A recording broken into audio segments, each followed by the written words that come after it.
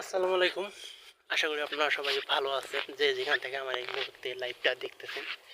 একটা দুঃখের বিষয় হলো যে মানুষের জীবনে কোনো উপকার করে লাভ নেই। কারণ মানুষ সবাই নিজের সত্যটা বুঝে। আমাদের মতন গরিব মানুষের সত্যটা কেউ বুঝে না, ঠিক আছে?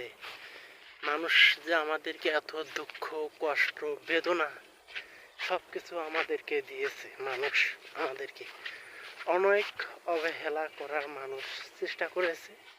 অবহেলা করার চেষ্টা করেছে, অনেক চেষ্টা করেছে, ঠিক আছে? কিন্তু কি করবো রে ভাই, গরিব হয়েছে কপাল। মানুষ যদি আমাকে অবহেলা করে, আমার করার কিছুই নাই। কিন্তু মানুষকে আমি কখনো অবহেলা করি নাই, এটা আমি 100% গ্যারান্টি দিয়ে বলতে পারবো, ঠিক আছে?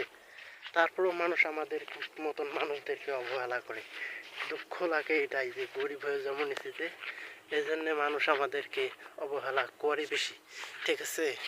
আমি আর বেশি কিছু বলতে চাচ্ছি না।